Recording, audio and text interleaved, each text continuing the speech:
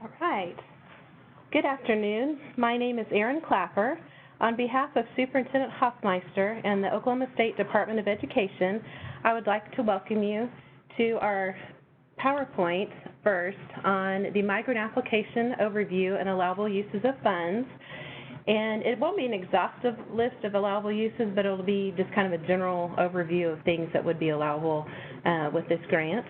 And also, at the end of this PowerPoint, it's just a real brief one, we're going to then jump over and I'll show you and walk you through the tabs of the migrant application online and how to get to it.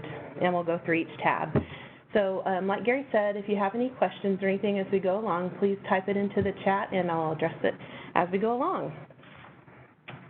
Right. So basically, starting with the overview part of it, the program and purpose of the law, and there's the section there if you'd like to cite that. There's basically 5 program purposes. One is to assist states in supporting high quality and comprehensive educational programs and services during the school year and, as applicable, during summer or intercession periods that address the unique educational needs of migratory children. 2, to ensure that migratory children who move among the states are not penalized in any manner by disparities among the states in a curriculum, graduation requirements, and challenging state academic standards. 3, to ensure that migratory children receive full and appropriate opportunities to meet the same challenging state academic standards that all children are expected to meet. 4, to help migratory children overcome educational disruption, cultural and language barriers, social isolation, various health-related problems, and other factors that inhibit the ability of such children to succeed in school. And then last one, 5, to help migratory children benefit from state and local system reforms. Migrant Education Program, or the MEP abbreviation, you may see that in a lot of webinars or documents. MEP stands for Migrant Education Program. The main goal of this program is for all migrant students to graduate with a high school diploma or completed GED that prepares them for responsible citizenship, further learning, and productive employment. Again, some allowable expenditure ideas, which specifically this would be cost to administer the MEP program. Could be office supplies related to the MEP program itself, computers, tablets, notebooks, computers for recruiters, professional libraries such as software, books, and training, support recruitment activities, comprehensive needs assessment services, communications such as a cellular phone for the recruiter, personnel service, which would be could be salaries for the MEP staff and benefits. But there is a note in here that all administrative costs are subject to the 5, 7, or 8% limitation of the total migrant allocation received by the LEA for the current fiscal year, and that's generally all the same through all federal programs.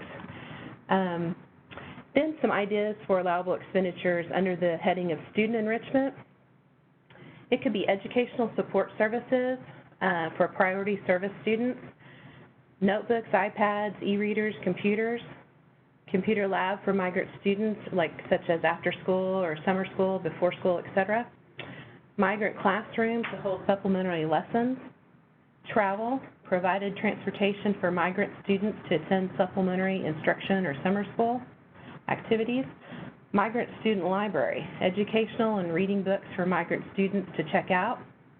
Dropout intervention and reduction activities. Classroom supplies for supplementary activities or summer school.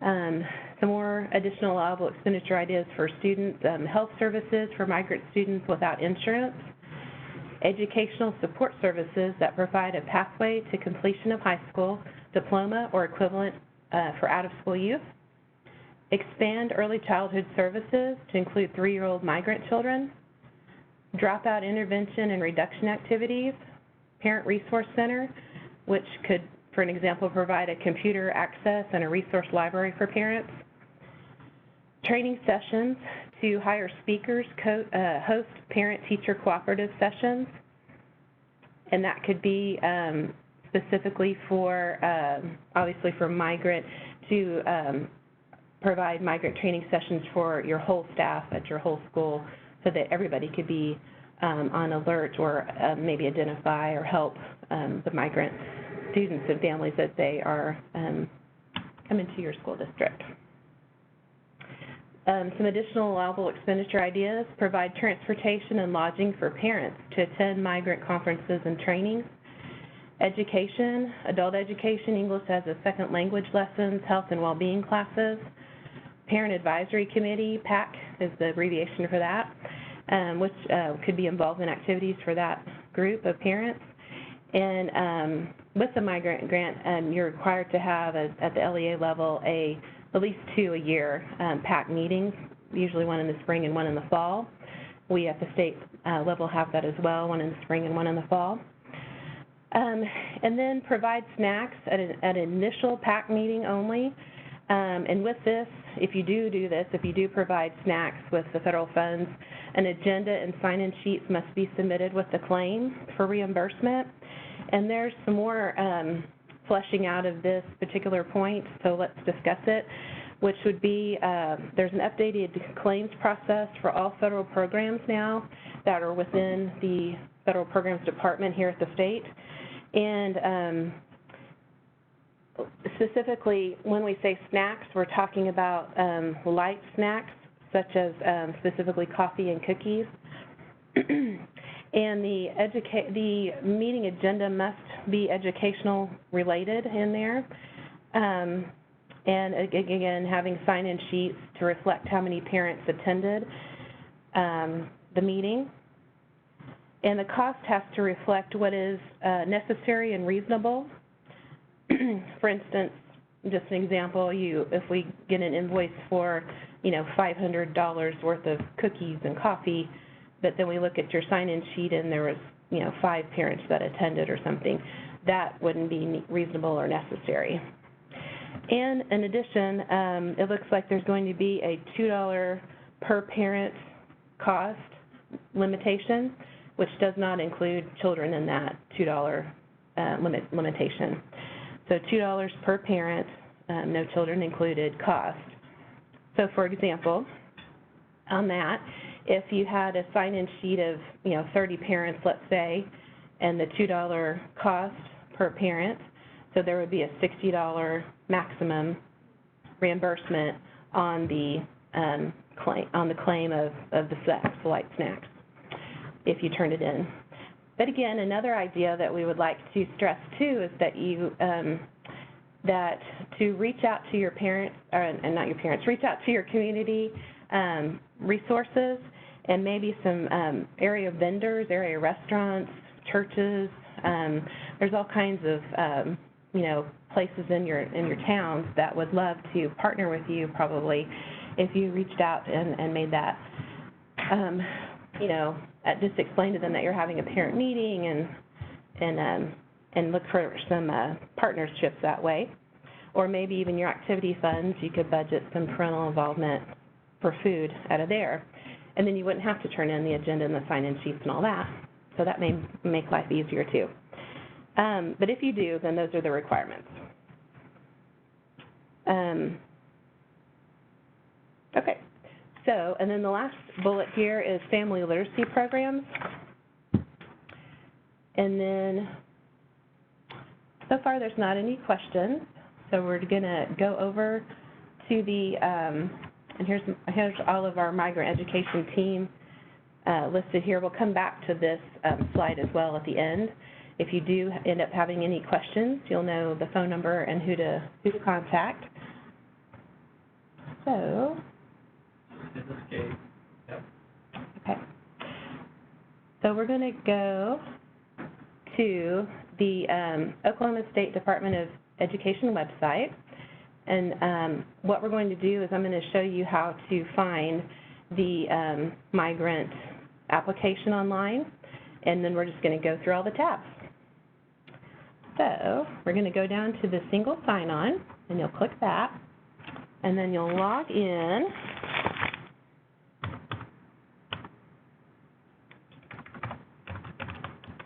There's so many logins for everything.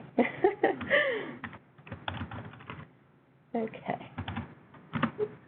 took my notes right. There we go. I'm in. Okay, so we're going to click on Grants Management and Expenditure Reporting.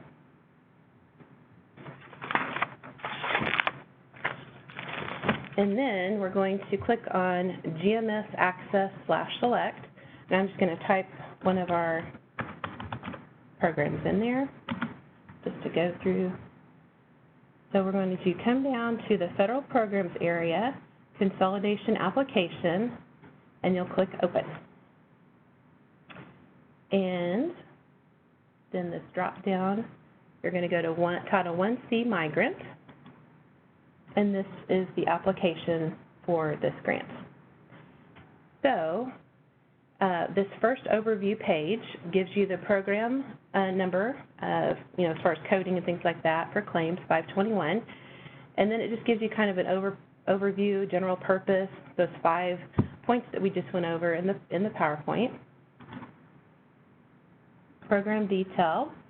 So it starts out with the ESSA requirements, and there are 5 to fill out.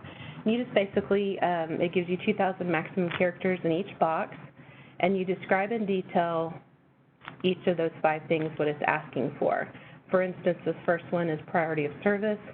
How will you help within this 1-year period those that are failing or most at risk of failing to meet the academic standards or have dropped out of school, and you'll then in that box type what your plan is for that, etc. Do all those 5. And then Migrant Summer Program.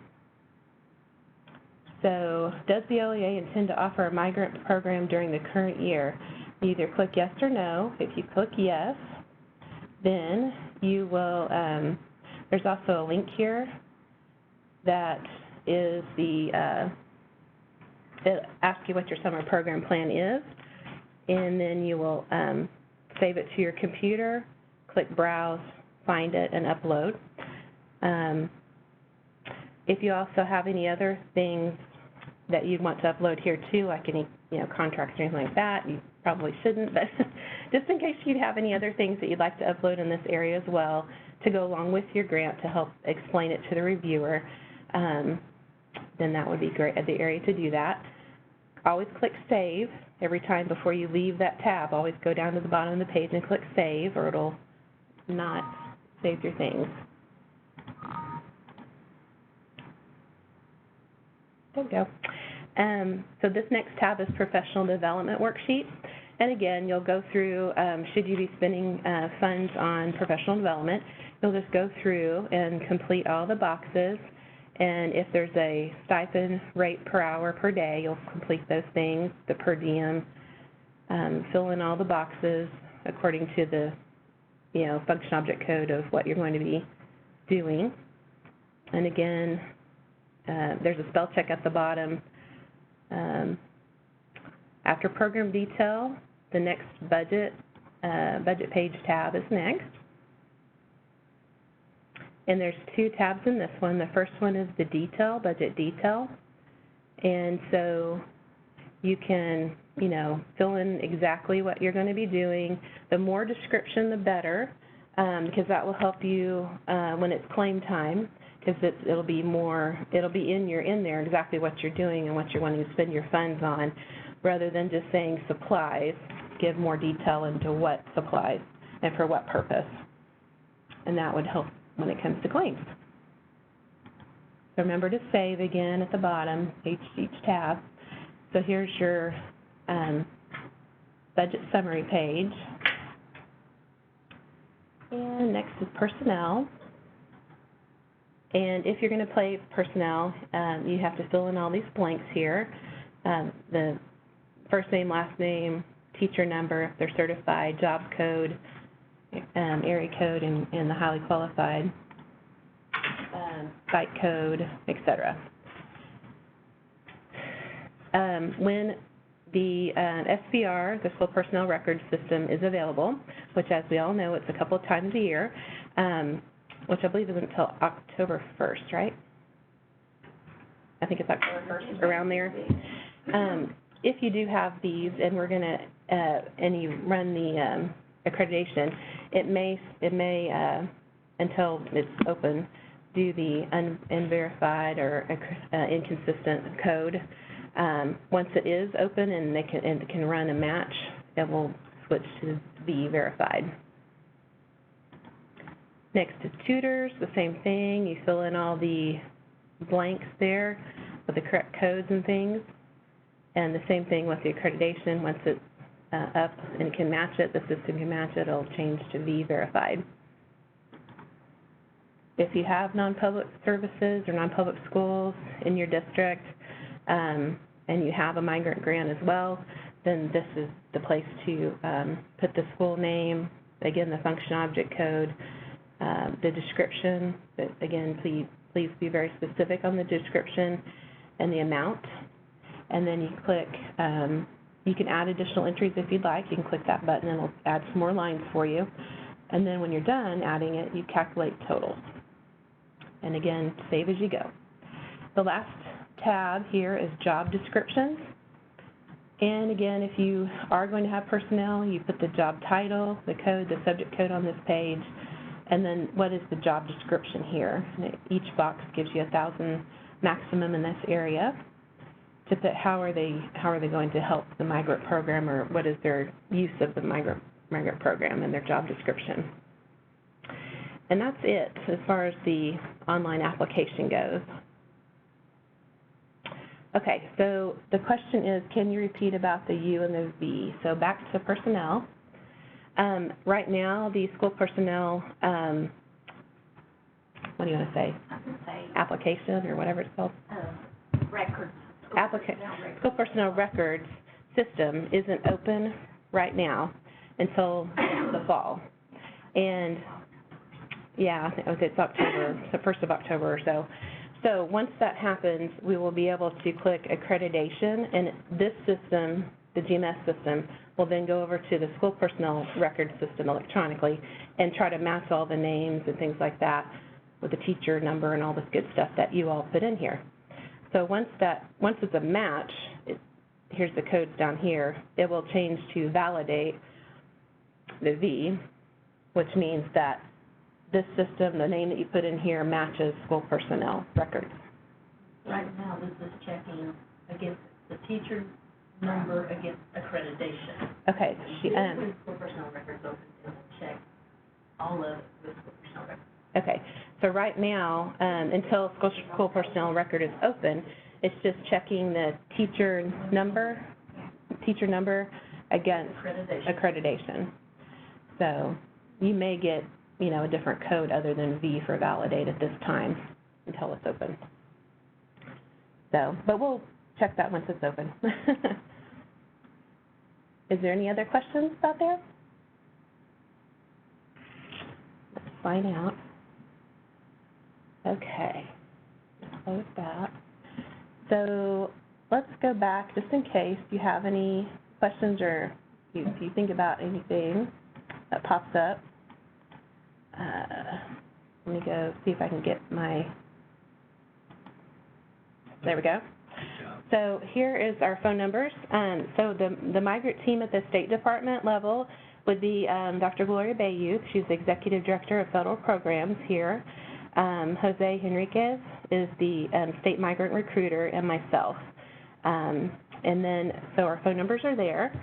And then our emails and phone numbers are also listed on the migrant webpage of the under federal programs. So we look forward to working with you this year.